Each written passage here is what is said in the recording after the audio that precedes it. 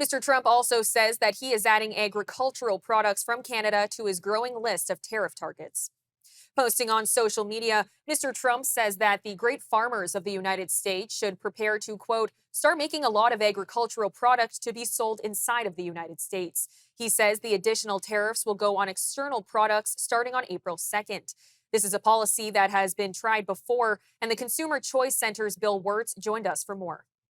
Well, Theresa, just like with a lot of things that Donald Trump says and does, it sounds good if you don't think about it. And import tariffs are one of those things that are really just a bad idea because while it's true that the United States currently imports more food products than it exports, we have to look at some of the reasons that have caused this. And an expensive dollar, a dollar that does well internationally, is one of those reasons that, for a lot of retailers, it's cheaper and food processors is cheaper to import.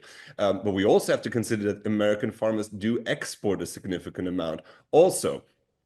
So, for instance, if you're for those in the fields of food grains and oil seeds, more than half of what is produced in the United States goes abroad. So if Donald Trump says we're going to tariff Canada and the European Union because those are the ones that send us the most products, well, they're also some of the ones that buy the most from America. So it is, and there will be retaliatory tariffs. So it's one of those policies that, again, it sounds good in theory, but it doesn't really work in practice. The farm system is complicated. There's farmers that specifically gear their products for exports. There's those who don't. What I find very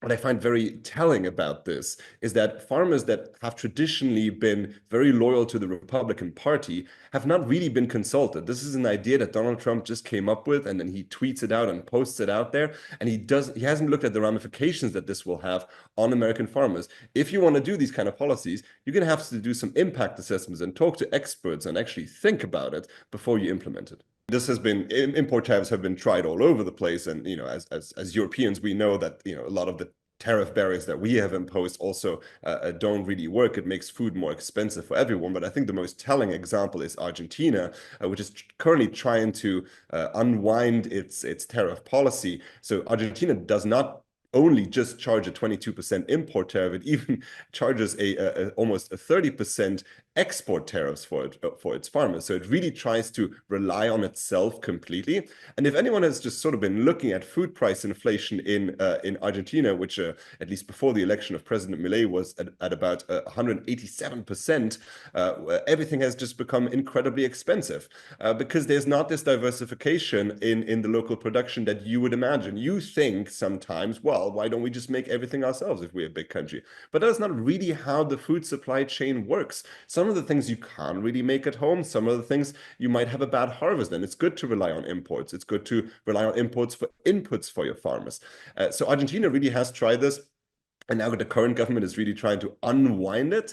So I think following the example of South American countries or other countries that had bad examples with agricultural tariffs is just a bad idea. On top of which is that, you're just upsetting all of your neighbors that you are supposed to be good friends with. Trade is part of your soft power as a country. So I think putting these tariffs up it's bad policy, it's bad for consumers, it's bad for farmers, it's bad for everyone.